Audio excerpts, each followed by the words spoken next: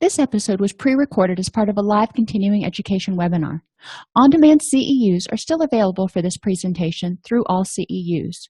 Register at allceus.com/counselor toolbox.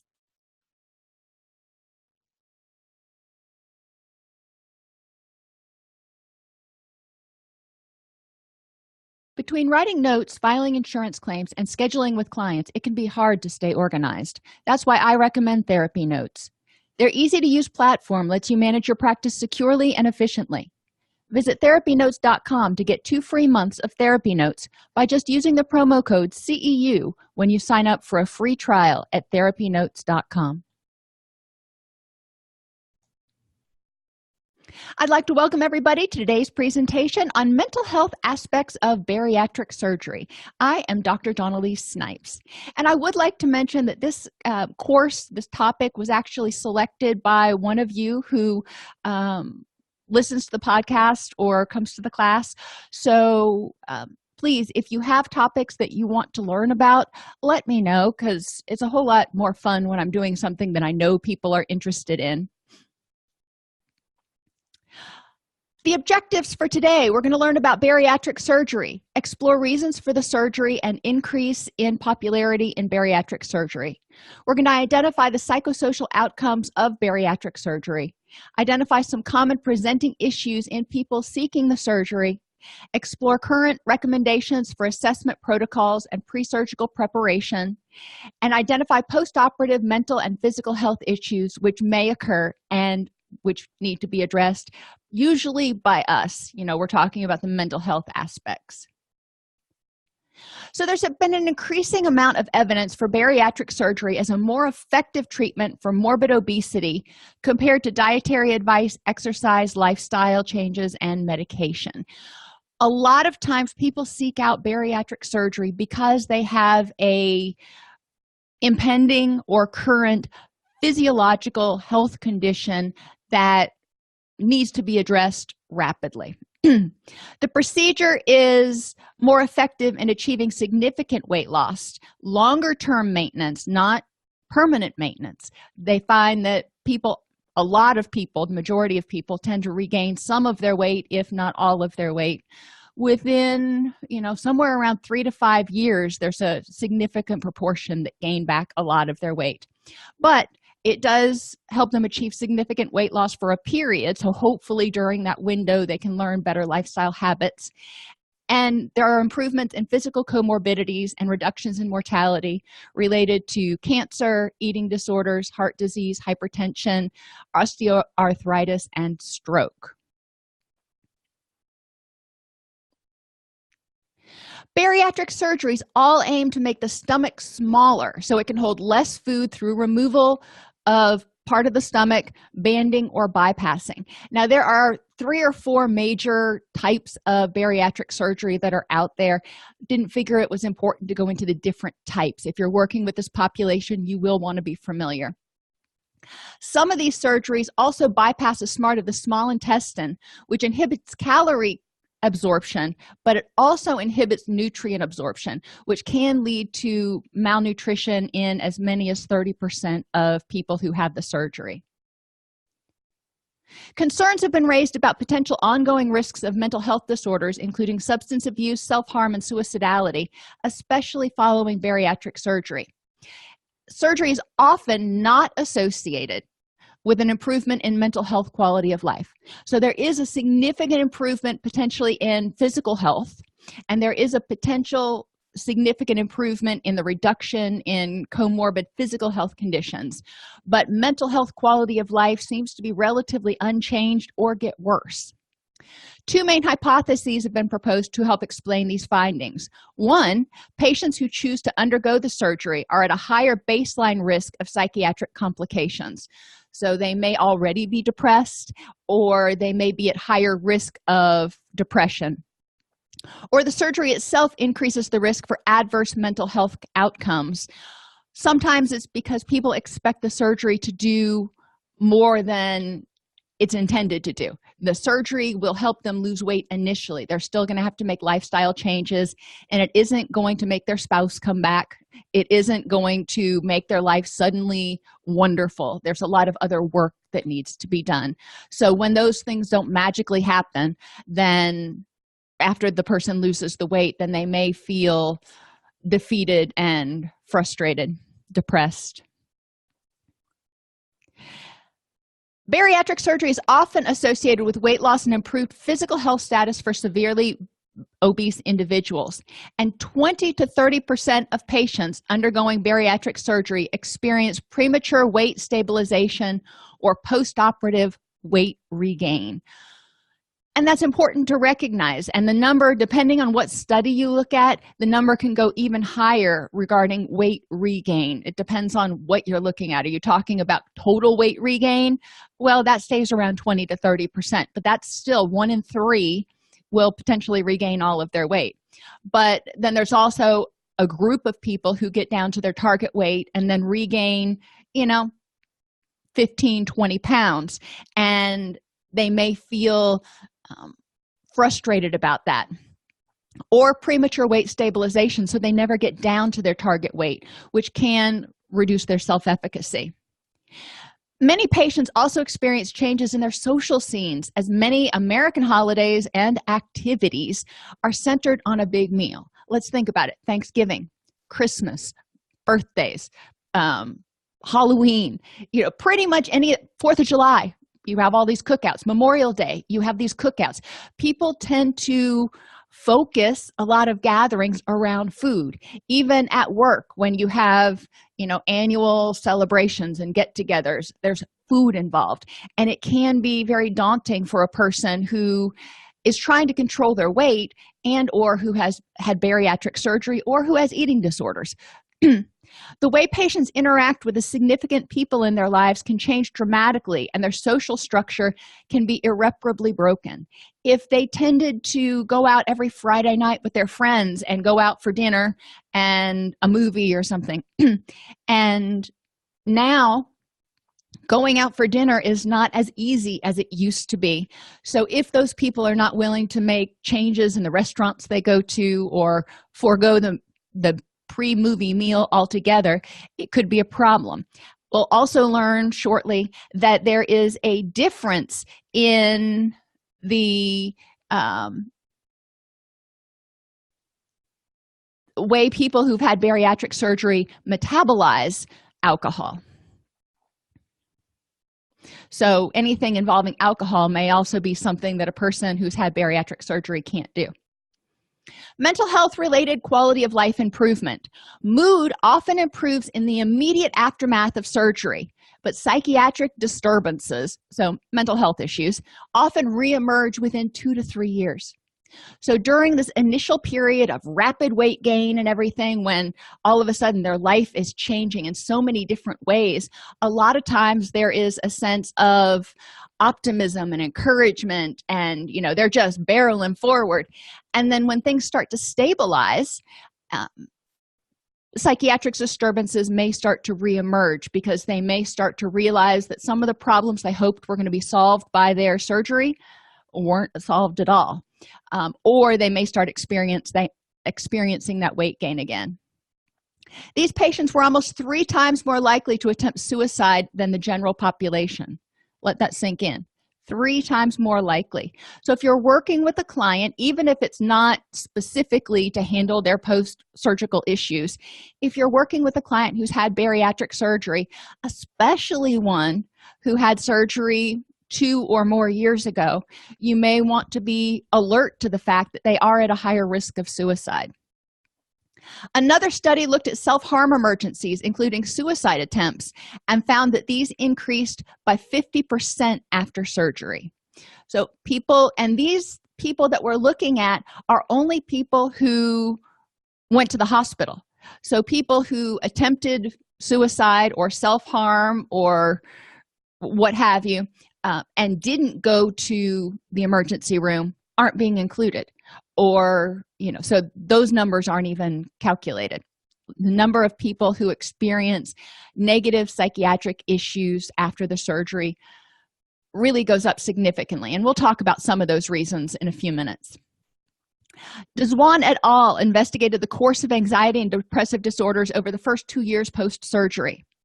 Depression decreased immediately after surgery. Okay, we already knew that.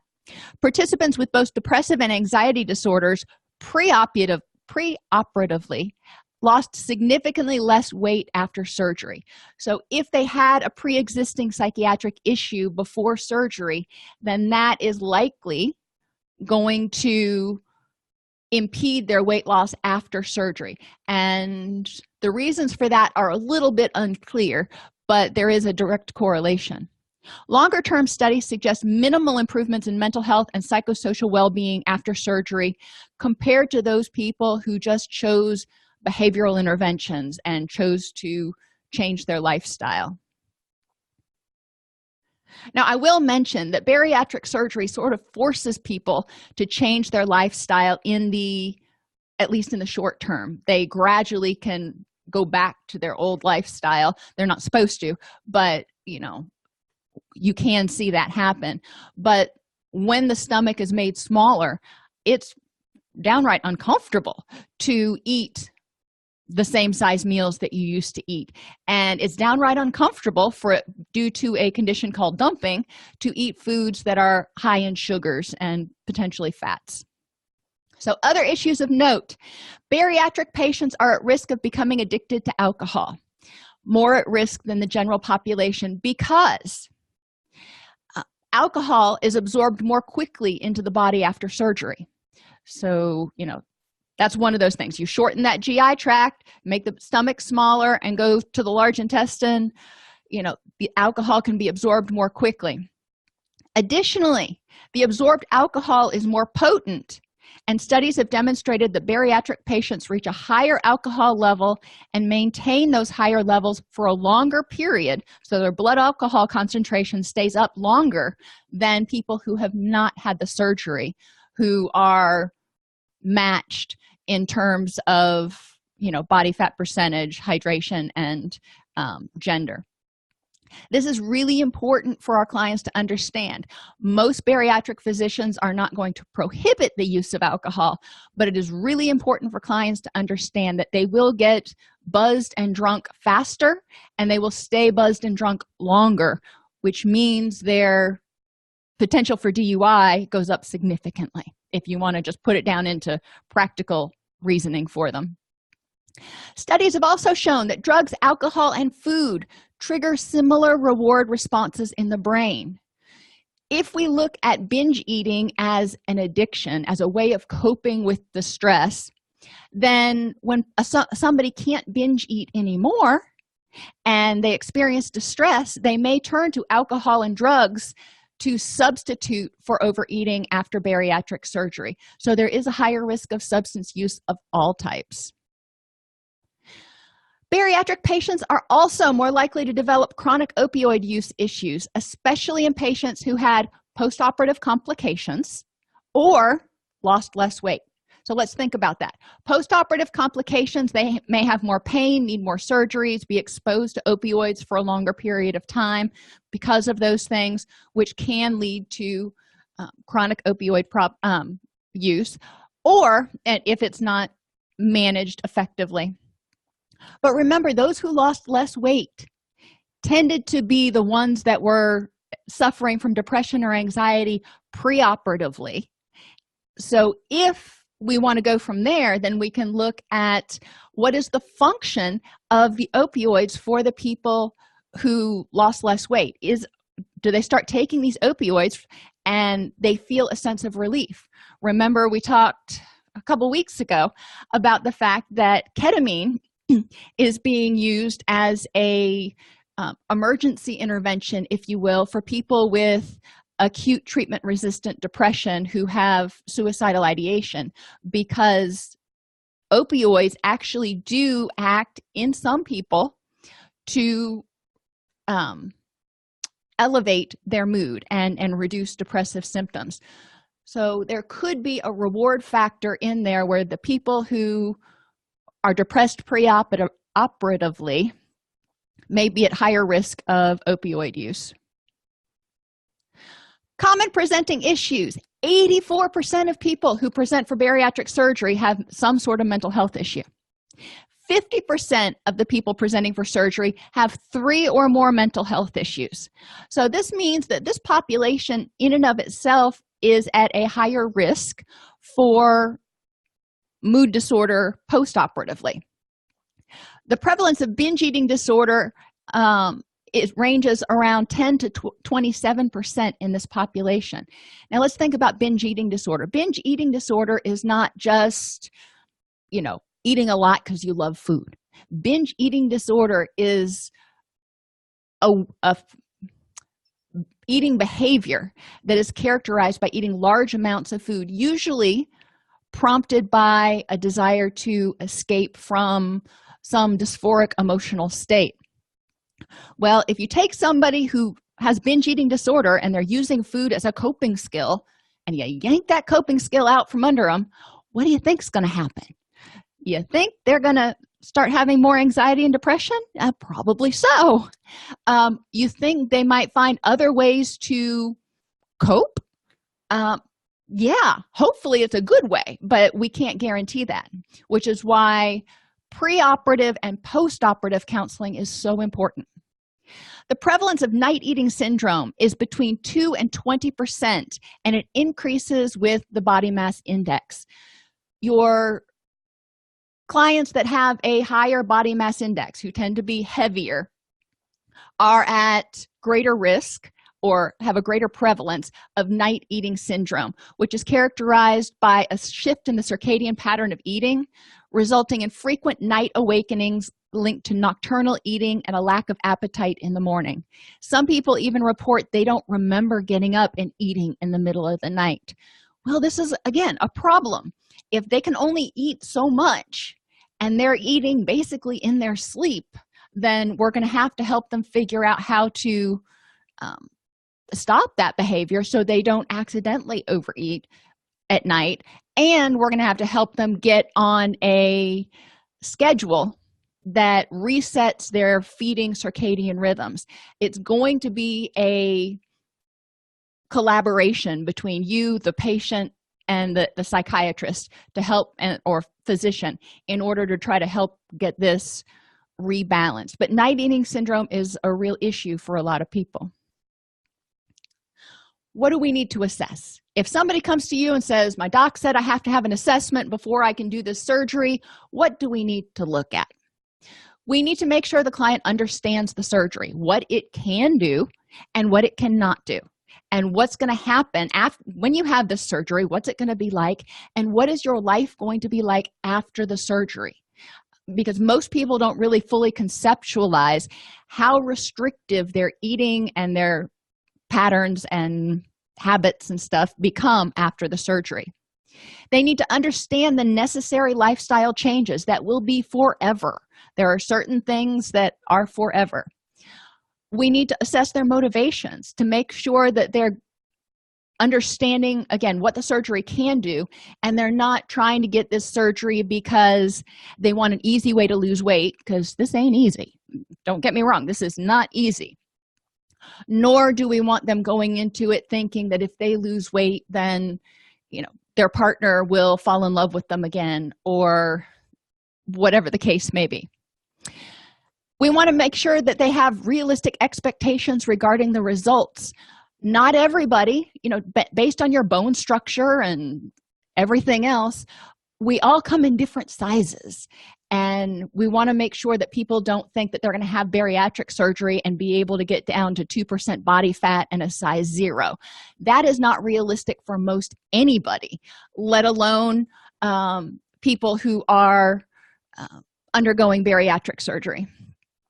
We want to make sure they have the ability to adhere to postoperative recommendations. We want to talk to them about their eating behavior to understand how did they get to the point where they needed bariatric surgery. What's their weight history? Maybe they've been overweight since they were kids. Okay. What is their diet? Do they eat a healthy diet and they're still gaining weight? Or do they eat, all kinds of junk food, which after the surgery, they ain't going to be able to eat anymore? Do they exercise? And what do they think about as exercise? Because exercise is not necessarily going to the gym. It is anything that moves your body. If it's going on a walk, if it's playing with your dog, if it's cleaning the house. I know I can work up a good sweat cleaning the house, but it's movement. We want to talk to them about binge eating and be real frank about it. Just about everybody binge eats at some point in their life for some reason. Whether you're on a cruise and the food is just, oh my gosh, and you eat an amazing amount of food and you just binge on everything in sight because it was just so amazing. That's once. That's not binge eating disorder. That's just a binge. But we want to assess them for binge eating disorder and any sort of other eating disorders, especially your purging type disorders, because purging after the surgery can be even more dangerous than usual. We want to understand why they eat. Is it because they're craving certain foods because they've got gaps in their nutrient profile in their diet? Is it because they eat out of habit? Or do they eat for emotional reasons to help calm themselves? Or do they have night eating syndrome? So there's a lot of stuff we want to understand about their relationship with food. We want to see what their awareness is of their eating habits and their sense of control over eating. If they feel like they don't have any control over eating and they're thinking the surgery is going to change that, they're wrong. And we're not probably going to tell them that quite that directly, but the surgery, it may make it uncomfortable. But think about a time, and at least after I had my kids, for example, I did not fit back into the same clothes I wore pre-pregnancy for quite a while, but I was stubborn. So I would, as soon as I could get those pants on, I'd button them and they would be way too tight. And it would be uncomfortable to eat too much in a sitting. And that pales in comparison to what happens when they actually make your stomach smaller. But if you have no control over your eating, think about, for those of us who haven't had the surgery, wearing pants that are way too tight, and then, would you be able to control how much you ingested? And if you couldn't, what would that do to your quality of life? Assess for psychiatric comorbidities, current and previous, because even if they're currently asymptomatic, if they have a history of mental health disorders, it's important to be aware because the changes could trigger a relapse. What's their social support like for the surgery, but also those important people in their life who might not be supportive of the surgery? How are they going to handle that, and what does that look like? What's their conjugal satisfaction pre-surgery, and what are they expecting post-surgery? What's their cognitive functioning? Are they able to understand exactly what's going on? What's their self-esteem like? If they're thinking that if they lose the weight, then magically their self-esteem is going to flourish, it may go up some for some people. For others, it doesn't change at all. So we want to look at what is it about your self-esteem that is keeping you down. Some people experience some declines in self-esteem post-surgery because they lose so much weight and then they have all this loose skin. There's a high percentage of people post-operatively who seek cosmetic surgery for loose skin in order to tighten things up again because they feel even worse after they lose the weight. We want to assess their history of trauma or abuse. Eating and weight gain in some cases has been correlated, if you will, or thought to occur as a way of comforting oneself after abuse or making oneself less appealing to the abuser in some cases. There are several hypotheses for these, but trauma and abuse can affect outcomes of bariatric surgery. We want to assess their current quality of life. And current quality of life, we'll say it's a 5 on a scale of 1 to 10. What is keeping it from being a 10? And how many of those things have to do with the person's current weight? There may be a lot of things, like they love to play golf, but being the weight that they are right now, it's too exhausting to do a whole 18 holes, especially in the heat or whatever.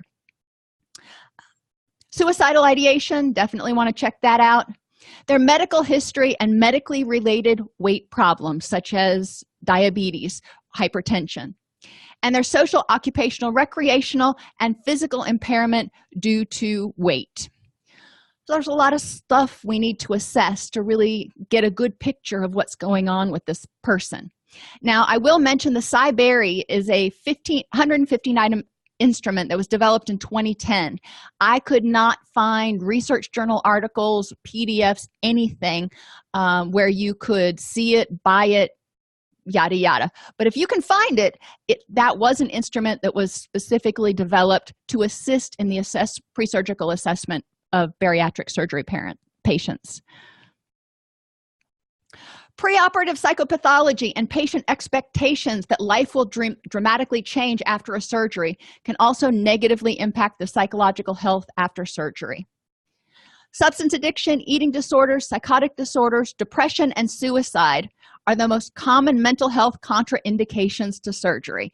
You wouldn't want somebody who is actively abusing substances going under surgery. We can't guarantee that they're going to be clean and sober or their body can handle it. We can't guarantee that they're going to be able to remain treatment compliant afterwards.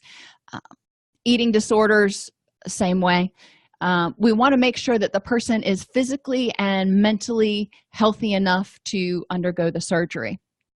Other factors that can postpone the surgery are a lack of understanding regarding the procedure, a reluctance to adhere to the postoperative recommendations. You already hear them talking about ways they're going to cut corners and make it a little more tolerable. Be concerned. Severe life stressors, they may be getting ready for the surgery and then their parent dies, or they get into a car crash, or they lose their job. Probably not the best time to undergo something that is going to change their life dramatically. And interestingly enough, nicotine use. I don't know how many doctors prohibit nicotine use, but that is a potential contraindication noted in the literature. 67.4% of patients post-surgery felt poorly prepared psychologically before the surgery. So almost 70% of people said, I wasn't prepared for what was coming after this surgery. I wish I would have known more. People with morbid obesity on a waiting list for surgery improved their physical health after attending a tailored patient educational course. And these improvements seem to endure for the 2 years of the study post-surgery. So there is a lot of evidence indicating that psychoeducation pre-surgery is really important and really useful. We can provide psychoeducation about the changes resulting from the surgery in their body, in their relationships, in their self-esteem, in their lifestyle. We can offer psychological support for what they're going through now, what their expectations are, and post-operatively what to expect. And we can prepare the person for behavioral modifications that must occur in the post-operative period. Some articles and places that I read indicated it's really helpful to start these activities pre-surgery. So start making some of these lifestyle changes to get used to doing this eating, these eating changes and these lifestyle changes. So start changing your activities with your friends so they're not all revolving around food.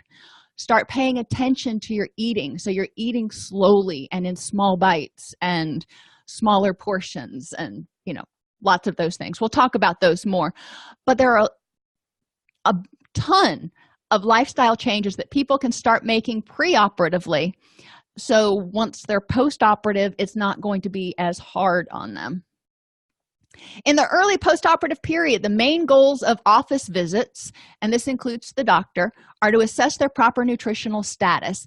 For us as mental health clinicians, we may talk with them about how they're doing, whether they're eating, if they're keeping their food journal, and meeting with their dietitian. We're not going to make food recommendations. We do want to be on the outlook for maladaptive eating behaviors. So if they're starting to restrict a lot or binge or whatever, we do want to be on the lookout for that. Doctors will typically be the ones evaluating the potential complications such as hernias or ulcers. But if patients start to complain, we want to ask them about their pain and their physical comfort since the surgery. And if they start to complain about pain, we want to make sure to refer back to their medical doctor.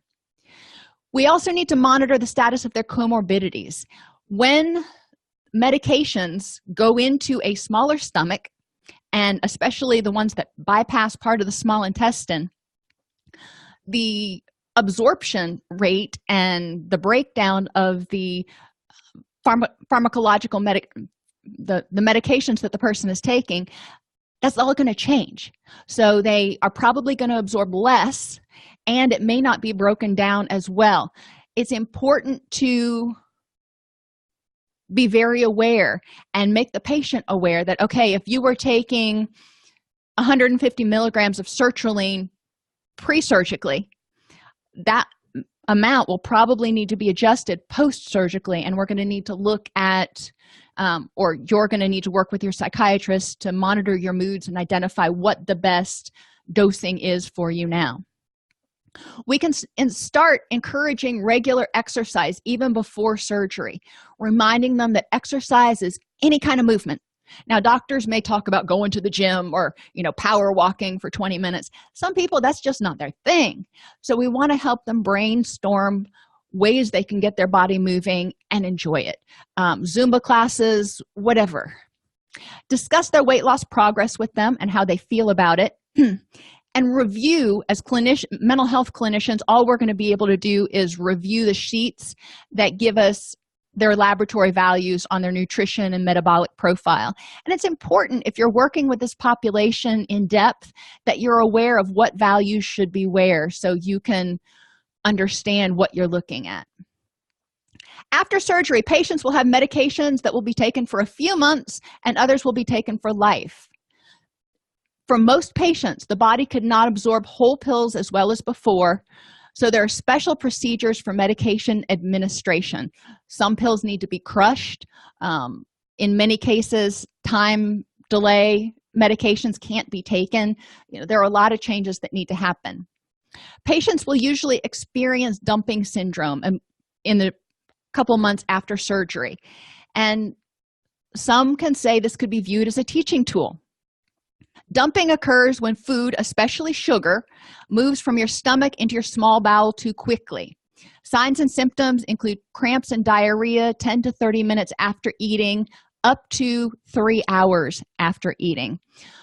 Yeah, it's a pretty aversive consequence to eat sugar and then all of a sudden, experience these symptoms. Prevent dumping syndrome.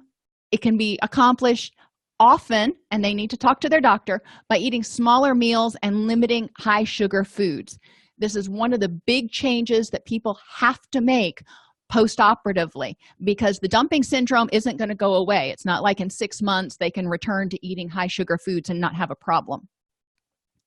The main goals after any bariatric surgery are to maximize weight loss and absorption of nutrients, maintain adequate hydration. That stomach's smaller, so you're not going to chug 24 ounces and feel real comfortable, and avoid vomiting and dumping syndrome.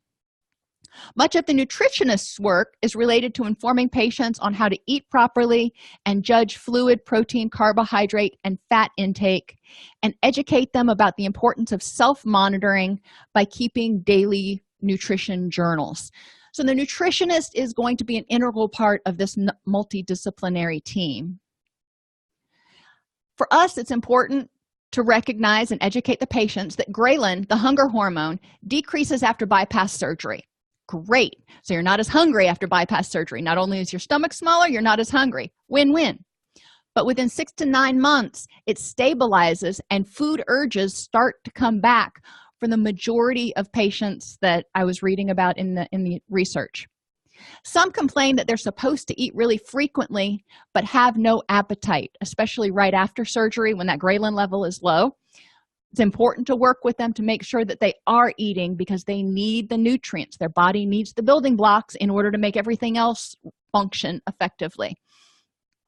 Others who are emotional eaters may struggle because the reasons they ate are still there, but they have no alternate behavior to replace the eating. Bariatric bypass surgeries carry a greater risk for nutritional deficiencies than restrictive procedures. Due to malabsorption in the shortened digestive tract, roughly 30% of patients develop conditions due to malnutrition, such as anemia and osteoporosis. Why am I covering this? Well, another symptom that they often develop, when we're talking about malnutrition, can be Wernicke-Korsakoff syndrome, which we typically used to think of as only related to alcoholism and a thiamine deficiency as a result of alcoholism. But they found that people who have had bariatric surgery are also at greater risk of developing Korsakoff syndrome. Why do I bring this up? Because we need to be on the lookout for these symptoms and not misappropriate them to something else. Fatigue is one symptom. Fatigue is caused by a lot of things, so I don't want to get too upset about that necessarily if it's just fatigue. Polyneuropathy, and this can come in the form of aching muscles and tingling in the feet, calves, or hands. That's a warning sign. When you've got something like that going on, definitely refer to the physician. Nystagmus is when the eyes have uncontrolled movements. They're bouncing back and forth. Now, this can be a sign of intoxication. It can be a sign of something much more serious. Ophthalmoplegia. Anyway, the eyes are paralyzed, and I had this occur in one of my patients. She wasn't a bariatric patient, but her eyes rolled up and froze that way. She could not move her eyeballs.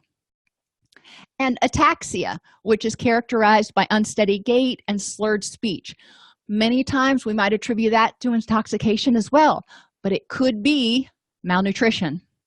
The person may also have confusion, lower limb hypotonia, which means they just have no muscle tone in their lower limbs, seizures, and even hearing loss. Be aware of these symptoms. Severe thiamine deficiency is also associated with beriberi. Basically, if you see any of these symptoms, it is really, really important to get people referred to their doctor. If they're having any polyneuropathy, my feeling is, and it would be up to your risk management team to develop a protocol of when to send them directly to the ER. But for Korsakoff syndrome, the sooner they get the IV with thiamine, the less likely the brain damage and the neurological damage will be permanent. So it's really, it is a medical emergency. Postoperative mental health can be improved by treatment focusing on emotional regulation and cognitive behavioral skills, lifestyle change, and psychopharmacological interventions, especially for impulsivity. Vyvanse is the first FDA-approved drug to treat binge eating disorder. Other drugs that have been used to some effectiveness, SSRIs and SNRIs. They found that norepinephrine or noradrenaline may play a role in reducing impulsivity and improving the symptoms of both ADHD and binge eating disorder. When you're looking at the medications, if your patient is on an SSRI and they still are experiencing binge eating sort of symptoms, then they may want to talk to their doctor about switching over to an SNRI. Unless that medication they're on, the SSRI, is really effectively controlling their mood issues, then you probably don't want to monkey with that. But, just know that there are options. And topiramate, which is an anti-seizure medication, might work better for binge eating than certain antidepressants. Those are all medical interventions if clients are having difficulty with their binge eating. Interestingly, adults who got approximately 1 hour a week, just 1 hour a week of moderate to vigorous intensity exercise were less likely to have significant mood issues. We want to encourage physical activity. Postoperative lifestyle changes. Mealtime guidelines are provided to encourage fluid intake and maximize satiety between meals. They don't want people doing a whole bunch of grazing. Some doctors say 3 meals and 2 snacks. Other doctors say 6 small meals. It's going to be dependent on your team's recommendations. But the person will be discharged with postoperative mealtime guidelines. For fluid consumptions, they are no longer allowed to drink liquids at meals, and they need to wait at least 30 minutes after a meal to start fluids. This is because if you drink when you're eating, you're going to fill that limited pouch up too quickly, and they may not get the nutrients that they need because they filled up on fluid. It's important to avoid overfilling and stretching the stomach pouch. If you've ever had the flu, you didn't eat much for like a week, and then when you started eating again, you didn't seem like you could eat near as much as you could eat beforehand. Well, your stomach, which when it's not stretched out, is about the size of your fist in your own body. We typically eat way more than that. Look at your plate at lunch or at dinner tonight and then compare it to your fist, and you're like, oh yeah, I'm eating way more than that. But it can be stretched out, so it develops more give to it. And over time, even though it started out post-surgically only being, very, very small, a third the size of your fist, it can be stretched out again so it's closer to the size of your fist if you consistently overeat. Encourage people to sip beverages. Don't use a straw, which increases swallowed air. They're supposed to drink 6 cups of fluid per day, including high-protein liquid supplements, skim milk, and sugar-free non-carbonated beverages. Stop eating and drinking when a full feeling occurs. Most of the patients that I've worked with have difficulty identifying that full feeling, and they're so used to eating quickly that they don't give their brain time to register. It takes the brain 20 minutes, give or take, to register that it's full. And I know for me, I have bad eating habits, I'll admit.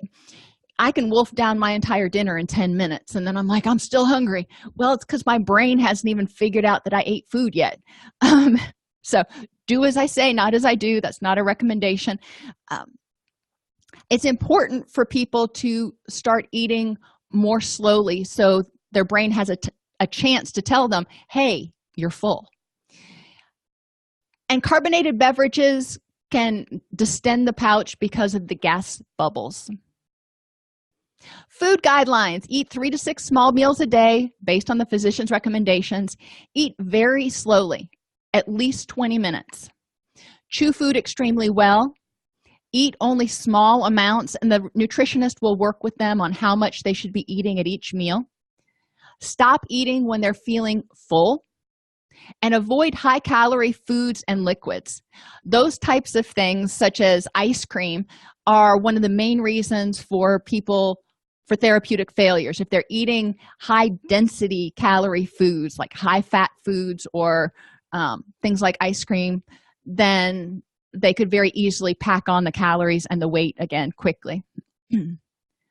The mean body mass index and the duration of follow-up are significant moderators of negative psychological outcomes. So the more weight people lose and the more follow-up they have, the better their mental health. For most patients, this is a time of emotional turmoil. If patients were previous stress eaters and become stressed after surgery, they no longer have the ability to eat for stress relief. So we have to help them develop those tools, preferably preoperatively. Obviously, that's a hot button for me. I really don't like throwing somebody into the deep end and then trying to teach them how to swim. I think they need to learn how to swim before they get in the pool at all. Patients complaining of weight regain should be referred back to the bariatric team to be evaluated for surgical complications or excess calorie intake. And other patients may be struggling with their body image and self-esteem, causing them to skip meals or even starve themselves. Psychological issues are related to inadequate weight loss or weight regain, unrealistic expectations or dissatisfaction after the surgery. They may have unrealistic physical expectations. They think they're going to be a size 0, or they may think that everybody's going to love them once they lose their weight, or they may think that once they lose their weight, they're suddenly going to be happy. And, there's a lot of stuff that goes into being happy besides just our size. Body image issues. We want to work with people. People with eating disorders tend to have very distorted body images. I worked on a study when I was in undergraduate, and the researcher that was doing the study, we took pictures of a bunch of young women in one-piece leotards, and then we would project their image onto a screen, and we would use knobs to greatly distort the image so it was clear that that's not what they looked like. And we had them use the knobs to readjust the picture to what they think they looked like. And the disparity was shocking. For the people with eating disorders, they tended to view themselves, they saw themselves as 20 to 40% heavier than they actually were. So people with body image issues may still see themselves as a lot heavier than they are.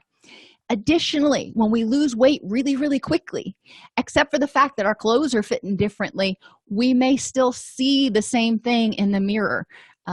Sometimes it's hard to see changes that take place really quickly. They may have issues related to lack of improvement in quality of life after surgery, or grief over the loss of their old life. They miss being able to eat whatever they wanted or get fast food. They miss or they regret having to do concentrated meal planning all the time. They may have irritability due to a lack of access to their old coping skills. What they used to do when they got frustrated, when they would get in this fight with their spouse or whatever, would be to eat or to drink. And now they can't do that because of the complications after the surgery. They may have continued or recurrent physical mobility restrictions. If they were overweight and it caused heart problems or knee problems, they may not bounce back to the body of a 20-year-old after they have their surgery. Persistent or recurrence of sexual dysfunction, relationship problems, and low self-esteem. Other issues we may need to look at include a history of abuse, including sexual abuse. As the client gets down to the weight at which that abuse may have taken place, it may trigger or at the size, it may trigger a resurgence of memories of the abuse. Inadequate absorption of psychiatric medications, we need to be on the lookout for. We talked about that. There's also systemic imbalances due to nutritional changes causing alterations in the ever-important gut microbiota and the gut-brain axis. And there are tons of articles. If you go on PubMed, you can get lost for literally days reading about it. But basically, the bacteria in the gut, remember, helps make like 70 to 90% of our neurotransmitters and our hormones. Well, we're disrupting the balance of all that by changing the structure of the digestive system, which can disrupt the gut-brain axis and may be responsible in part for some people's depression or anxiety increases. Some people may have difficulty with pain control post-operatively, especially in the first 3 months. Others may not. There may be complications requiring further treatment, such as hernias or gallbladder problems, or, lots of things can come up. When you start changing how the machine operates, it can throw other systems out of whack. And difficulty complying with or dissatisfaction with new eating patterns. That's one of the most common complaints. A change in self-perception is also an area that we can help people work on. Some people experience a discordance between their objective post-surgical weight and their perceived body image and identity. Like I was talking about a few minutes ago, the body loses the weight, but the mind still stays the same. They still tell themselves those same awful things. They still see what they used to see in the mirror, even though their physical body has changed. They may experience a loss of self-identity. One person said, once I lost over 100 pounds and looked in the mirror at myself, I didn't know the person looking back, and it frightened me. That can be really scary if all of a sudden they see this person that maybe they've never been, and they don't know how to handle their new selves. They don't know who this person is. Persistent dissatisfaction with their body image despite marked weight loss and comments from others that, oh my gosh, you look so good. Increased self-confidence after weight loss. So this is good. We want to help them increase their self-confidence, which resulted in the increased ability to engage professionally and socially. This is one of those outcomes we want, is for those people that feel like, I can conquer the world now. Look what I'm doing. Look at all these hard changes I'm making, and I'm doing it. I can do anything. And another positive outcome could be the psychological factors, becoming more aware of those factors that contributed to their pre-surgical weight, including emotional eating or not wanting to go to the gym or all of the above. So there are potentially some positive things that we can build on, not just things that we've got to try to mitigate. Some relationships are going to be strengthened due to increased self-confidence and ability to engage in new activities. If the person now has the energy to go walk in the park or go to the amusement park or, whatever the activity is. But other relationships may experience distress because the activities they used to do together, they're not doing together anymore. Or the expectations between the two, the changes in the person who had the surgery, the changes in their lifestyle is not what the other person wanted to do, and or not having the same outcome. So it may cause some conflict. There can also be partner dissatisfaction. One person I read about said, doc, that's why I married her. I wanted her that size. Don't let her lose too much weight. And so there can be difficulties there. Another person reported that he or she almost got divorced because they were changing so fast. Everything was happening. They were getting this new, upsurgence of confidence and energy, and things were changing so fast, and they were making new friends, and people were recognizing them who never even noticed them before, and it was just kind of a whirlwind, and it had a negative impact on their relationship with their significant other. Some friends and family will be jealous due to their weight loss and kind of grumble, and a lot of them, which takes us to our next one, a lot of them in their jealousy may accuse the client of taking the easy way out. Well, you had the surgery, you didn't have to go to the meetings or whatever. Well, it's important to educate family and supportive people that this isn't just about surgery. The surgery ain't going to do much of anything if the person doesn't make the lifestyle changes, and the client needs to know that ahead of time too. Some people may be really upset if they're not recognized by acquaintances after their weight loss. We all have those people like from high school that we haven't seen them in 15 years, and we go back and their body, they've either gained a ton of weight or they've lost a ton of weight, and you don't even recognize them, and that can be hurtful to some people. Other people go, yeah, look what was under all that. It just depends on the person. Other people are just giddy with the fact that they no longer feel invisible. People who used to ignore them now want to be their friends, and maybe they used to eat lunch by themselves all the time before, and now people want to eat with them. Our society is really cruel towards people who are overweight, but that's a whole different topic. Other psychosocial issues people may need assistance with is meal planning. People who've had the surgery cannot just stop by a fast food restaurant and pick up something to eat. There are very prescribed things that they have to eat. They have to get a certain amount of protein in. They can only eat a certain quantity of food at any one sitting, and they need to limit how much fat and sugar they take in.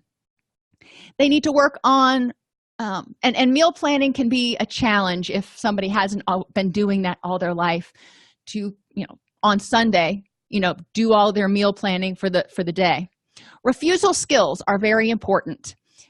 When people offer them, you can just have one more piece of cake, or they go to a family gathering, and my step grandmother was like this, and she would offer it. Italian, she would offer you food. Oh honey, you need to eat more, and you have to be able to say no and stand by that, even if you're looking at it going, oh, I'd really love to have another piece.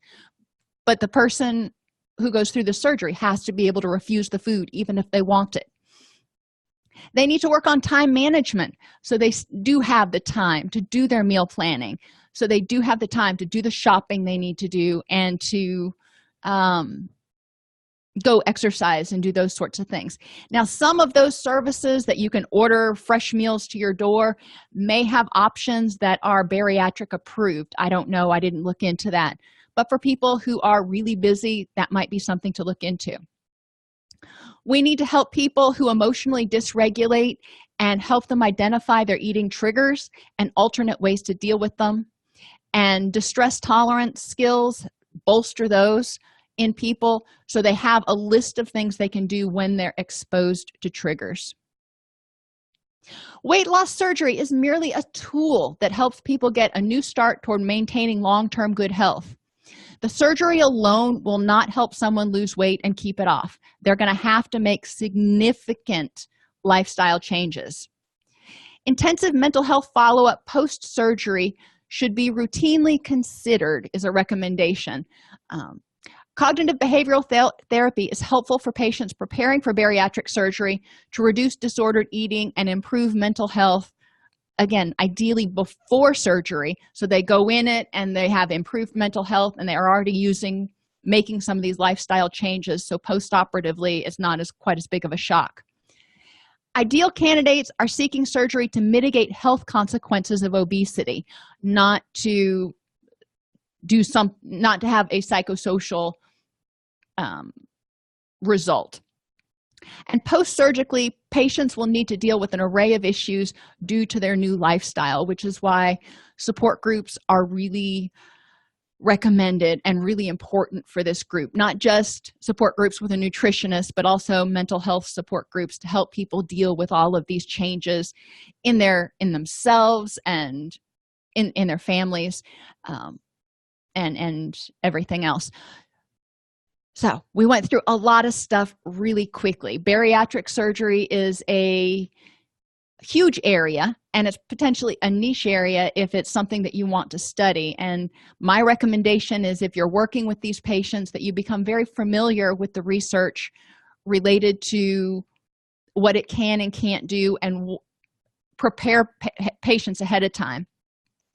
For the on-demand class, and potentially later, I've been working on a set of activities for a support group. So it's, pre-formatted worksheets and activities that you can do if you decide to start running a bariatric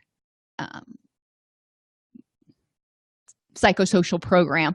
And the on-demand class for bariatric surgery is going to be somewhere in the range of 6 hours. I think I'm looking at the reading that I have to be done.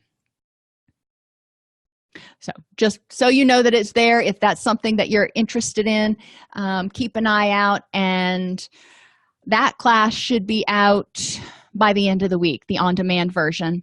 And it will include this lecture plus a bunch of readings to go more in depth into what we talked about today. If this podcast helps you help your clients or yourself, please support us by purchasing your CEUs at allceus.com or getting your agency to sponsor an episode. A direct link to the on-demand CEUs for this podcast is at allceus.com/podcast CEUs. That's allceus.com/podcast CEUs. To sponsor an episode of Counselor Toolbox and reach over 50,000 clinicians per week, go to allceus.com/sponsor. Thank you.